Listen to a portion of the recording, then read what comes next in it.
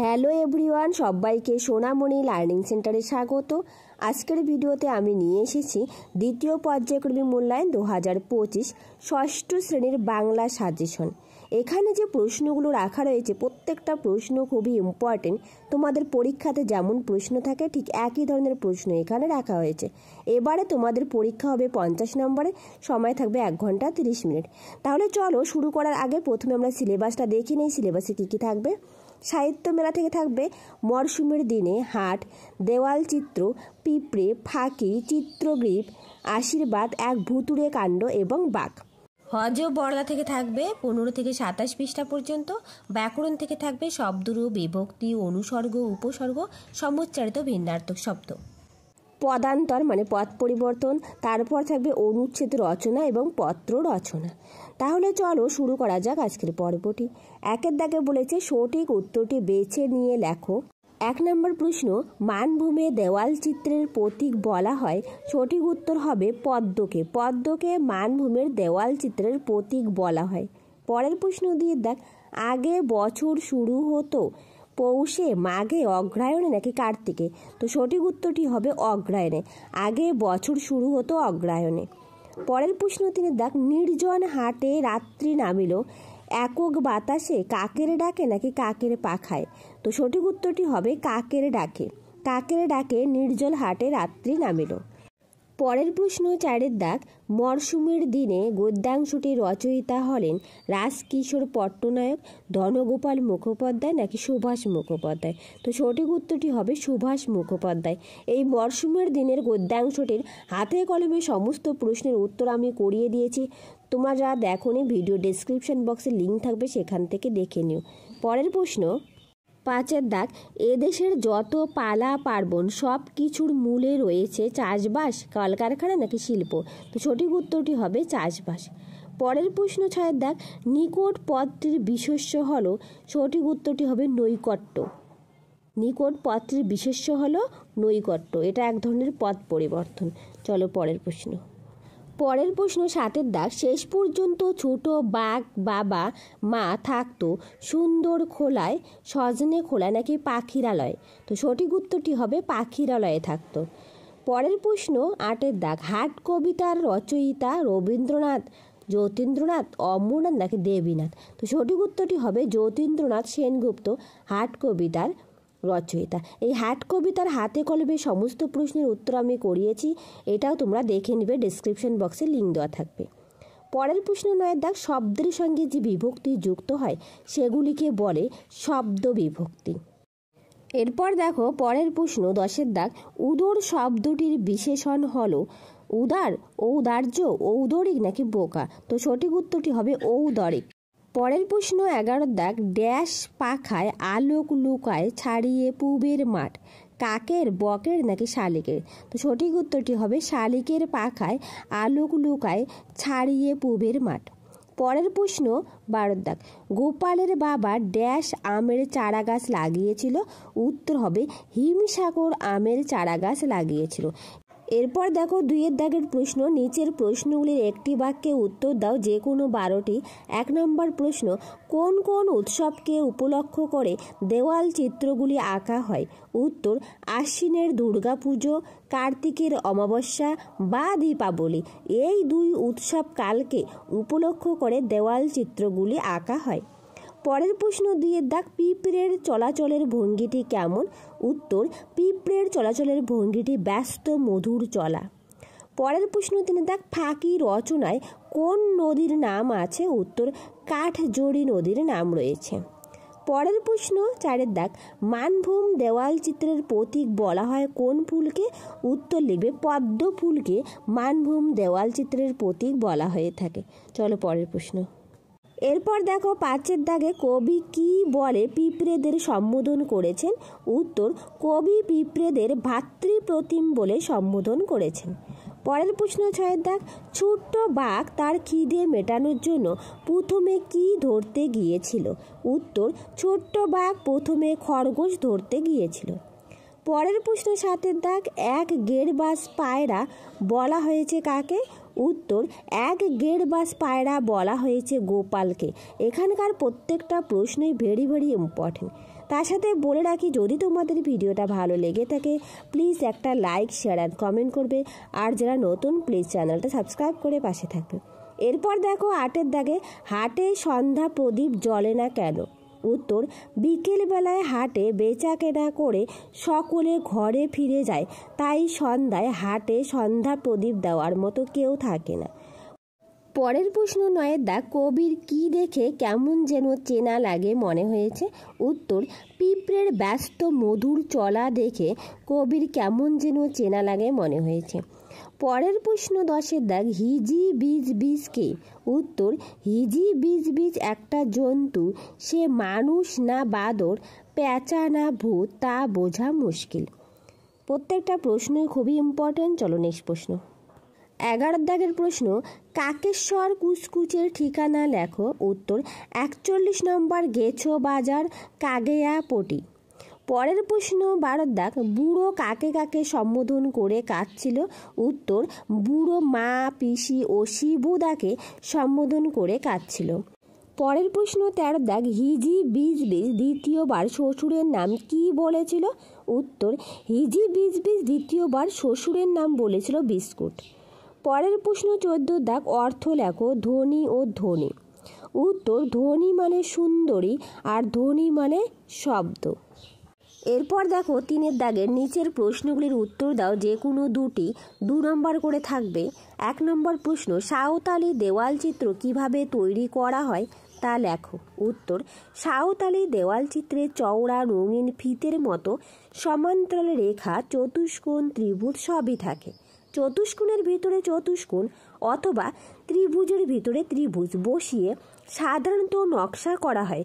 ঘরের চারপাশে ঘিরে থাকা মূল বেদিটিকে কালো রং করে তার সমান্তরালে বিঘতখানেক চওড়া একটি গেরুয়া রেখা টানা হয়। আবার তার উপরে সমান ছাড় দিয়ে আর একটি সমান্তরাল কালো রেখা টানা হয়। এর উপরে সাদা, আকাশি, গেরুয়া বা হলদে রঙের রেখা দিয়ে চতুষ্কোণ বা ত্রিভুজ পাশাপাশি বসিয়ে দেওয়াল ভরিয়ে তোলা হয়। সাধারণত এভাবে মাটি থেকে 6 ফুট পর্যন্ত উচ্চতায় চিত্রণটি বিস্তৃত হয়। পরের প্রশ্ন 2 দাগ, মাটি সবারই, এটি কোন গল্পের অংশ? লেখকের নাম কি? এই গল্পে কে কাকে এই কথাটি বলেছেন? উত্তর, মাটি সবারই এটি মরশুমের দিনের গল্পের অংশ। লেখক সুভাষ মুখোপাধ্যায়। এই গল্পে মুখুজ্জে মশাই কৃষকদের উদ্দেশ্যে এই কথাটি বলেছেন। খুব ইম্পর্টেন্ট প্রশ্নটা। পরের প্রশ্ন 3 দাগ, সেই দিন থেকে গাছ হেলে পড়েছে পূর্ব দিকে। এখানে কোন দিনের কথা বলা হয়েছে?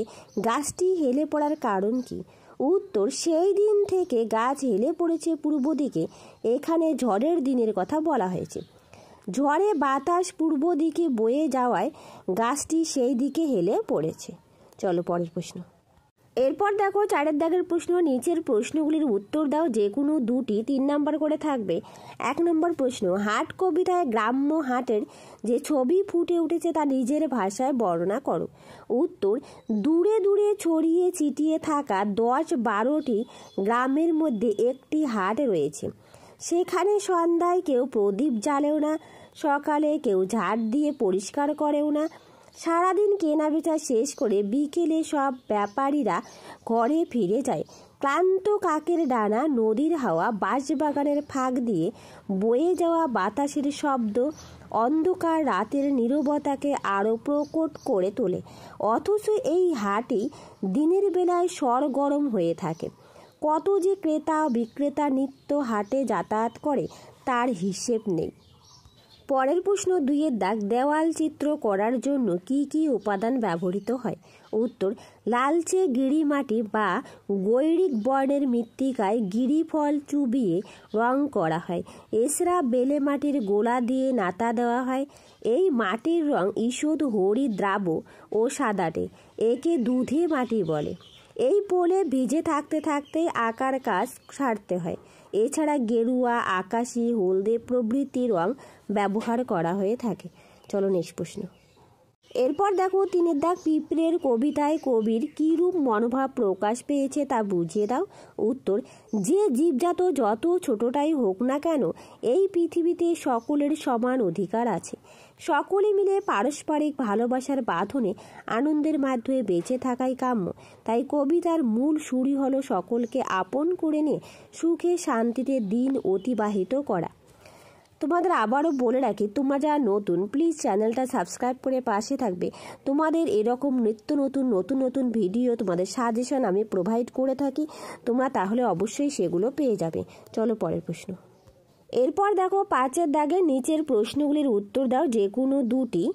1 নম্বর প্রশ্ন, হ যো ব র ল এ বর্ণিত বুড়ো বয়স বাড়ান বা কমান কিভাবে? উত্তর, হ যো ব র লয় বর্ণিত বুড়ো 40 বছর হলেই বয়স ঘুরিয়ে দেন। 41-42 না গিয়ে তখন 39, 38, 37 করে কমতে থাকে। আবার 10 পর্যন্ত নামলে সেখান থেকে পুনরায় বয়স বাড়তে থাকে।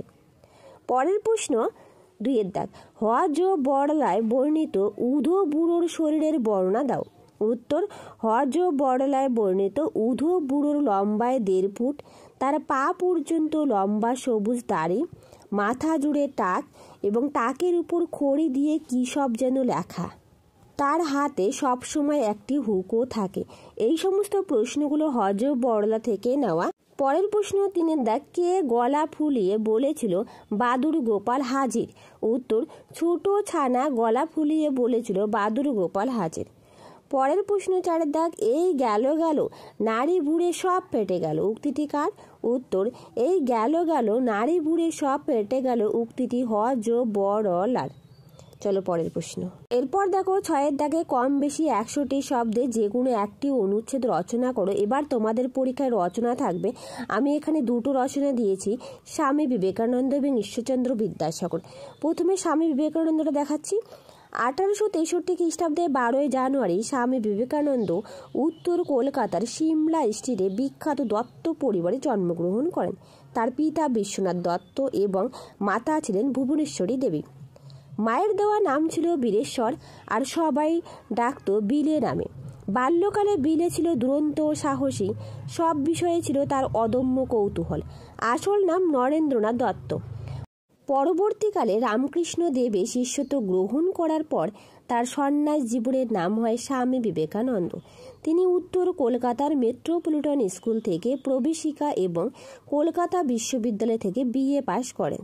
1893 খ্রিস্টাব্দে স্বামী বিবেকানন্দ ভারতের প্রতিনিধি হিসাবে আমেরিকার চিকাগো শহরে বিশ্ব মহাধর্ম সম্মেলনে যোগ দিয়েছিলেন।